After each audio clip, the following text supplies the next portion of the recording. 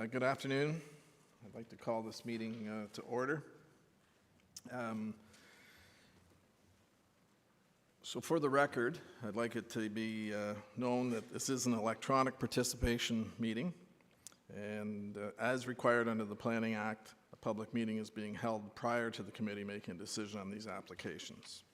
The members that are present for the committee are Mrs. Richardson, Mr. Obumsawin, and Mr. Strangway. Staff that are remotely connected. It's Mr. Hawley, the Manager of Planning, Mr. Harding, Planner 2, Mr. Staton, Planner 2, Mrs. Murchison, Chief Building Official. Present in the chamber is Mr. LaHaye, Acting Secretary Treasurer, and Ms. Crockford Toomey, Recording Secretary. I'd like to start the meeting by asking for the motion on the agenda. Moved by Mrs. Richardson, Mr. Strangway seconded. Any questions? All in favor? Motion carries. So the committee will hear comments, gather information, and may ask questions to clarify statements made. The committee may ask and answer questions or redirect questions to the appropriate person. And please note that any information or comments given to the committee during this meeting is considered evidence. We'll hear first from staff, then the applicant, his or her agent. We'll then hear from any person in support of the application or from those who have questions, concerns, or opposed to the application. Finally, the applicant or his or her agent will have an opportunity to respond to any of the statements made to the committee. But before I do that, I need a motion to adopt the previous minutes. That's because I wasn't there. Mr. Strangway, Mr. Boomswin, all in favor? Motion carries. I got too many lists to check. Yeah, any pecuniary interests? None noted. All right, so we'll move to new applications. The first application is COA 2020-040, and that will be Mr. Harding. Thank you, Mr. Chair. Good afternoon, committee. So the purpose and effect of this first application is to reduce the minimum water setback from 30 meters down to 15.2 meters to permit a variety of development to an existing lot and an existing cottage on said lot. So we're dealing with the squaring off of a cottage as well as doing some additional renovations. Next slide, please. So the subject property is located at 87 Marsh Creek Road. So this is towards the tail end of Marsh Creek Road, and right to the immediate south we have the Lake Scugog, and then to the north we have an agricultural property, and the rest are shoreline residential uses along this south side of Marsh Creek Road abutting Lake Scugog. Next slide, please. So as we can see here in a little bit more detail, the types of development we're dealing with, there is a faded portion which is in the lower left-hand corner of the existing building footprint. So this is where there is an existing deck that is going to be replaced with a squared off addition. This will make more sense in the photographs that follow. The deck is then going to be pushed out in front of the squared off portion of the cottage, and then there's going to be a lot of reconstruction that occurs to the rest of the cottage that will involve replacing pieces of it and or raising wall heights. Next slide, please. So we have the proposal of, on the top view, what the cottage will look like when viewed from the shoreline. The bottom image being as the cottage will look from the road. Next slide, please. The top image is as it will look to, unfortunately that should not say proposed north elevation. The top image is actually of the eastern side, and then the image on the bottom is of the western side of the house. Next slide, please. So we'll get into the site photographs. So the image on the left is the property as it exists today when viewed from the road. It's a very deep property, so I've just pivoted in the photograph to the right to show the remainder of the lawn running out from the road, or to the road rather. Next slide, please. So all of the development that we're dealing with is happening on the back in terms of major change in appearance. So in the slide to the right, we've got the existing piece of the cottage there. We can see that it is an L shape. There was a deck there previously that has since been removed. So the development is to square off that corner that committee sees as without a deck right now. And then what these two images are showing as well is just this natural stepping of built form we have with respect to the properties on either side. So the image on the left shows the abutting cottage property. And then we've got, it has a natural built line that kind of extends into the corner of the existing built form on the subject property. And then in the image on the right, I've rotated, and we can see the property to the east is stepped slightly close to the shoreline again. So this property is forming naturally part of that step in that established building line. Next slide, please. So here it's showing a little bit more about that natural stepping. The image on the right just shows how the property next door, which is in that kind of beigey yellow siding, is still further in front of the house, so to speak, than the existing cottage here.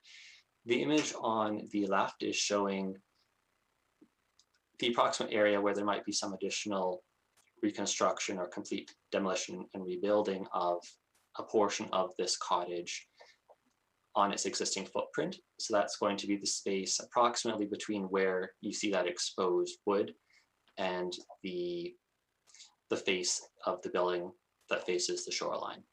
Next slide, please. So here again, we have some pictures of the rear yard, this time taken from the eastern lot line looking back out across the property. So we can see in more detail that existing L-shaped pattern of the cottage from this side. So that's going to be squared off. And then we've got the graveled area in front of that, which is where the deck is going to go approximately. Committee may be able to see that there's a bit of a white line on the ground. So that is a measuring tape, which shows approximately where 15 meters set back from the water, where that measurement falls. Committee will note that in these images, and the image on the right here too, there is a shed.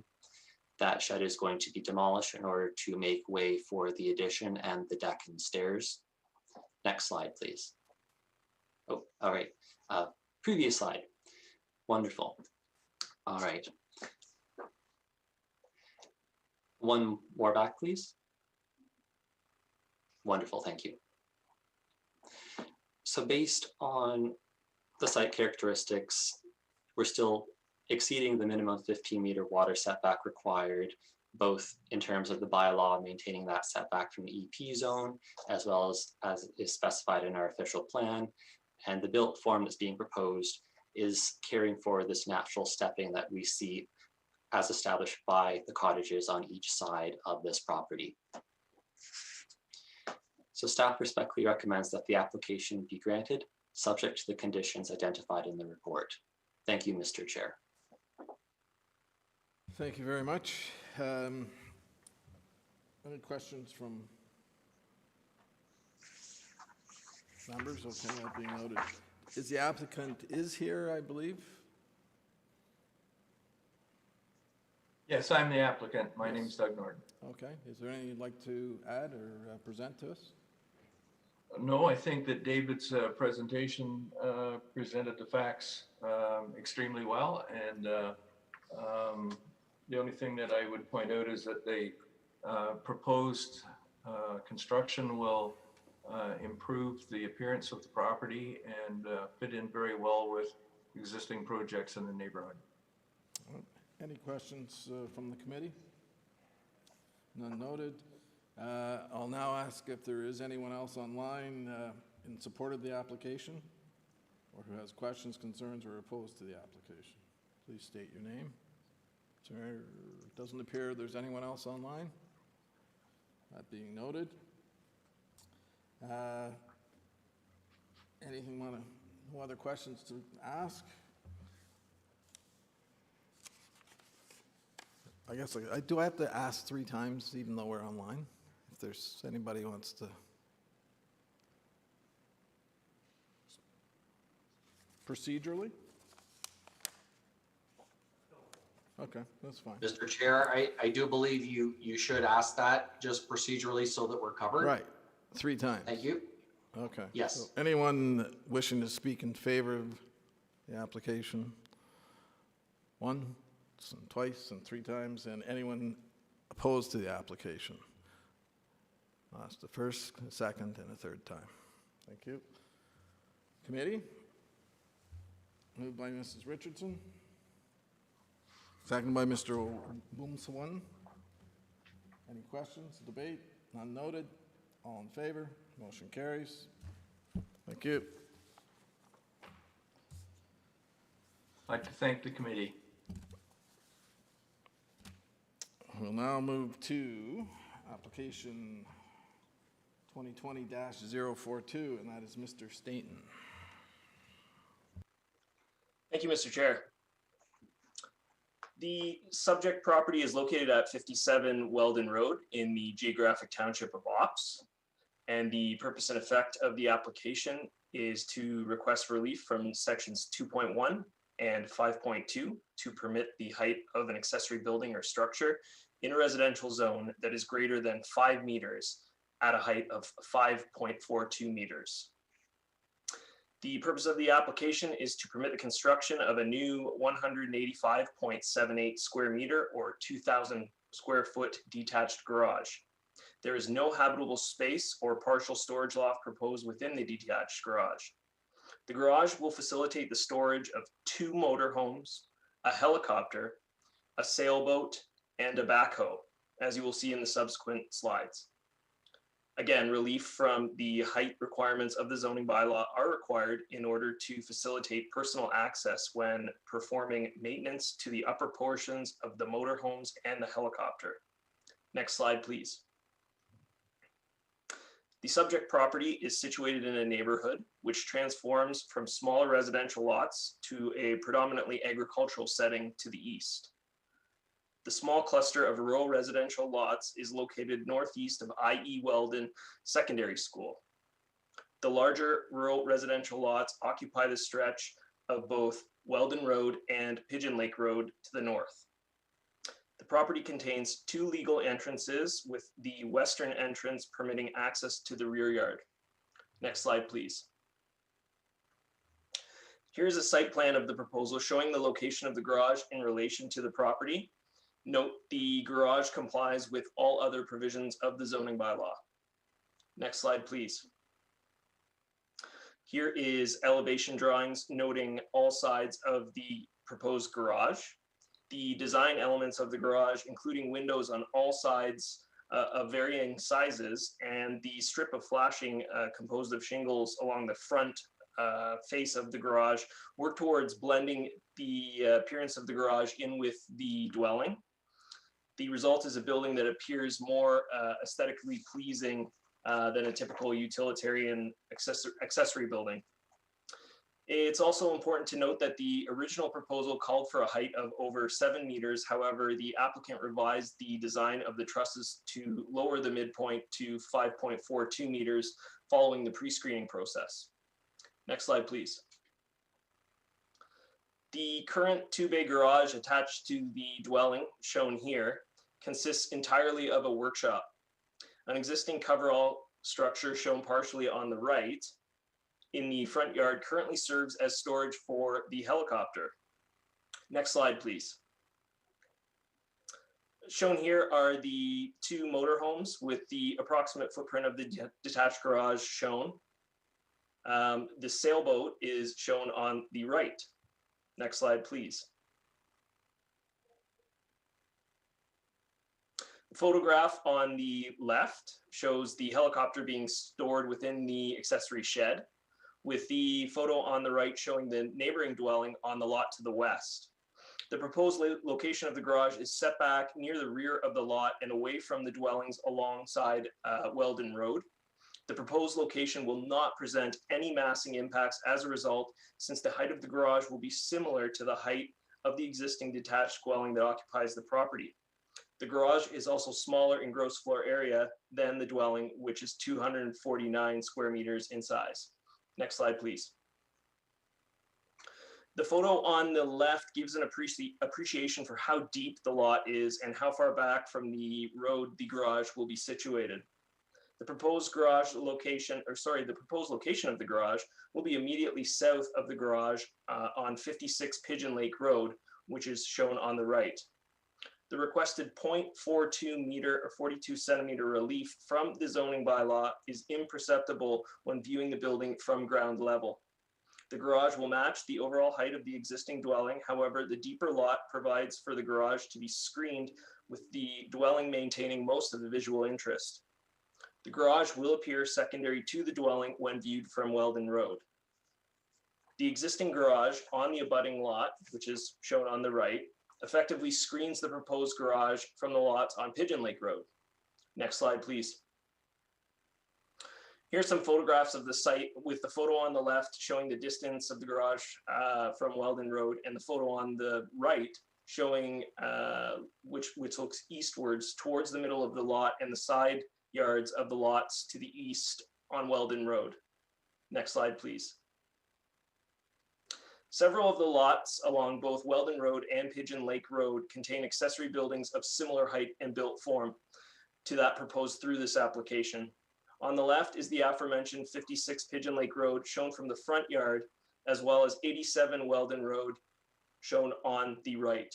Next slide, please. Again, we have examples along Weldon Road, with the property on the left being 41 Weldon Road, and on the right is the garage of 49 Weldon Road. Next slide, please. In addition to the existing garage on the abutting lot to the north, a row of trees planted along the north and east of the proposed garage location, which is shown on the left, along the property line, substantially screens the garage location from the lots to the northeast. No adverse impacts to the neighborhood are anticipated as a result of the vegetated buffers along the northern property line. Shown on the right, the coverall shed housing the helicopter in the front yard between the dwelling and the eastern property line, as well as a small garden shed against the eastern side of the dwelling, will be removed upon completion of construction.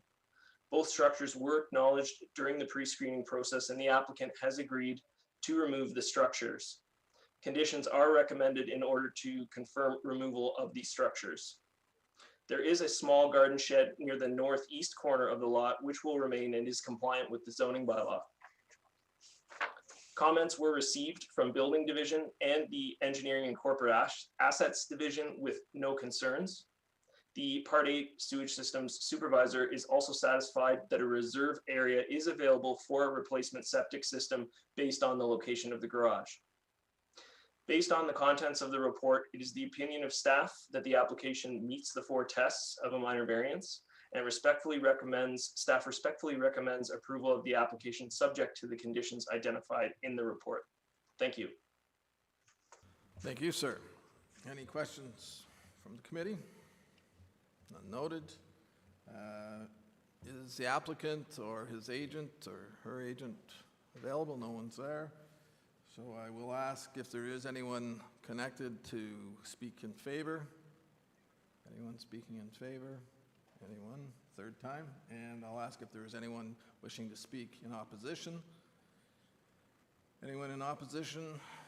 And opposition a third time. Mr. Strangway, Mrs. Richard, as printed. Mr. Boomsalon, I'm going to get it. Obamsalon. Okay, there we go. I was leaving the out. All in favor? Motion carries.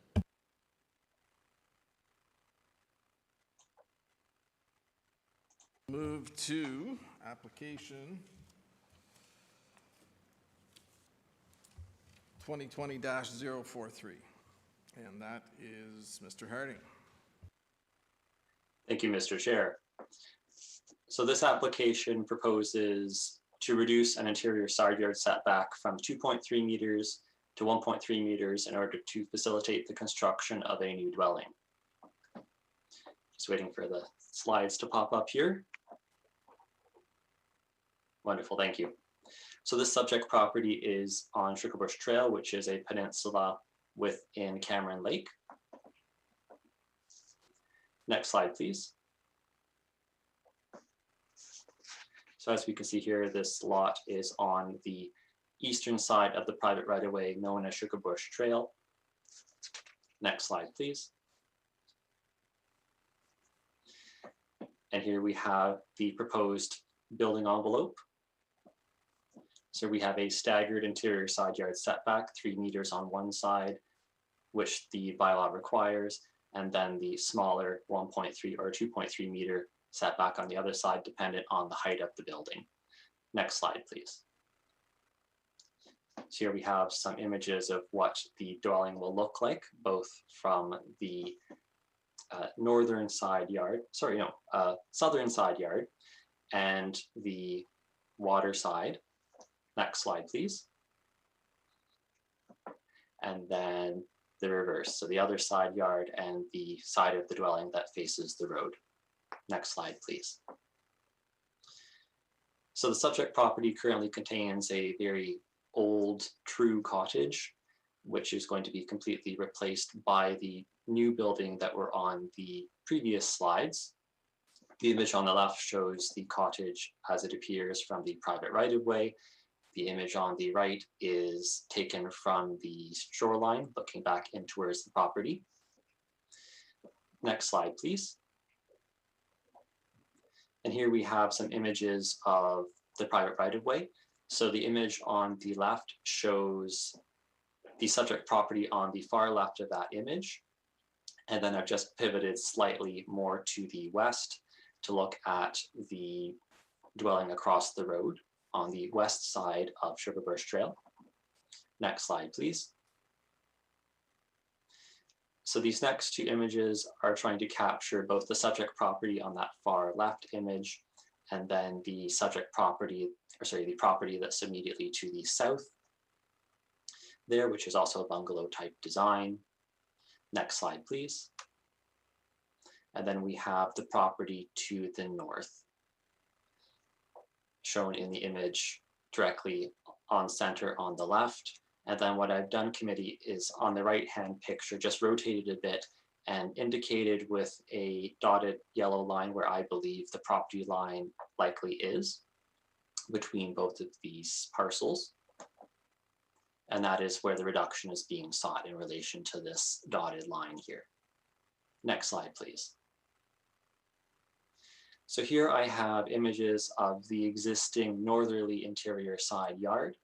So we can see there is a small shed in that yard, and there's also some boat storage here. So the dwelling is going to be pretty much in line with the northern face of this shed. And all of this storage activity is going to be incorporated into either the garage that faces the road, or actually for this particular design, there's going to be a basement to this garage with a bay door facing the shoreline. And that's where some additional boat storage can go as well as other types of storage for this property. Next slide, please. And then here we have some images again of this interior side yard, just showing it in relation to the property to the north, number 55 Sugarbush. So in this particular case, we're dealing with for all intents and purposes, a one-story building as it appears on 3 of the 4 sides, the 4th side being that walkout basement. The bylaw, by definition, considers a walkout basement design to be an added story, which is why relief is being sought. In this particular case, because we're dealing with a built form which is going to appear as a single-story building from 3 of these 4 sides, there's not really going to be any noticeable impact, in my opinion, to this property to the north. Committee, I do want to note as well, and I can back up in pictures if you'd like to see, it is a garage, which is the entire length of number 55, which faces this property. So there is no habitable space that's directly facing from that building towards number 55 Sugar Bush. Since the writing of this report, comments have been received from the Kawartha Region Conservation Authority. They have no objections to the proposal. And there was also a letter, which is in your amended agenda packages, from the neighbor to the north at number 51, Mr. Bill Wignall. So I do acknowledge his concerns, but through my conversation with him that I had previously, prior this morning, he also had a conversation with the owner as well, who's on the line. There's really no adverse impact that I can see in terms of privacy that is going to be exacerbated if committee were to stand firm at the 2.3 meter setback rather than the 1.3 in this case. But I'm definitely open to answering further questions should committee have any on that letter. So based on my analysis of the 4 testimony variants, I do believe that this is an appropriate variance that's being sought, and do respectfully recommend that committee approve the application subject to the conditions identified in the report. Thank you, Mr. Chair. Thank you, sir. Any questions from committee? Mrs. Richardson? Through you, is the applicant aware of the Kawartha Conservation's comments? Through you, Mr. Chair, I don't believe that they are. I don't think that those have been forwarded to them yet. So as a follow-up, should there be a condition referring to Kawartha Conservation's comments? Bear with me one moment, committee, while I just open those comments on my email system here.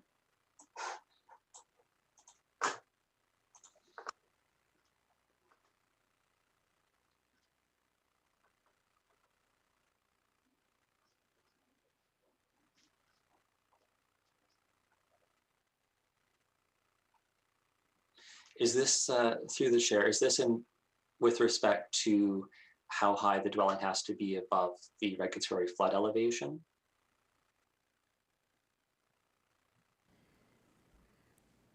On the third or second page, the back page, they're talking about permissions are required from Kawartha Conservation prior to any of the following works taking place, and then they list them. Correct. I think that is a standard format for their letter. In this particular case, they haven't said that there's any conditions that are required. It would be taken care of either through the building permit process directly or indirectly if there is a Kawartha permit that is required before the building permit can be issued. That requirement would be addressed through KRCA's permitting process. So no, I don't believe there is a need to include anything further in the conditions for variance.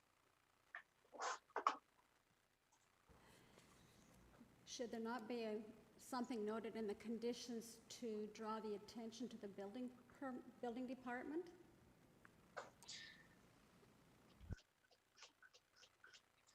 Through the chair, I don't believe so. The permission section that I think is being referred to at the top of page 2 is works that are undertaken within their regulated area.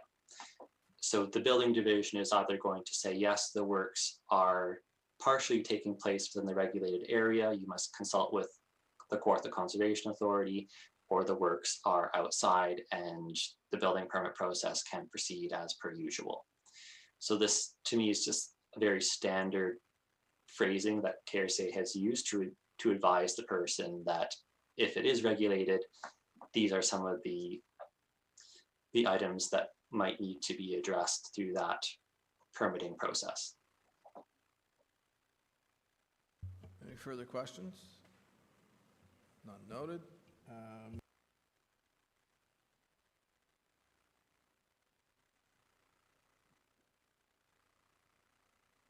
Sorry. Is the applicant or the agent online wishing to speak to this? Yes, I'm here. Just Hello? locally? We're not going, okay. Yes, you'd like to speak to this?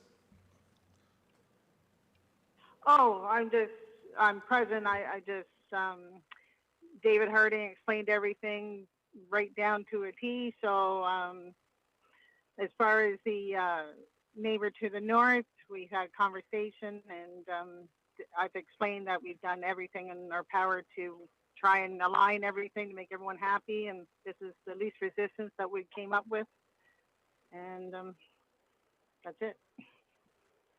Any questions from committee to the applicant? None noted. I'll now ask if there's anyone else wishing to speak in favor of the application. Anyone in favor? And a third time. Let it be noted, no one. Anyone wishing to speak in opposition? That is online. Anyone in opposition? And a third time. Committee? Mr. Strangway? As printed. Mr. O'Bumsawin? Any other debate? Nothing? Call the question. All in favor? Motion carries. Thank you.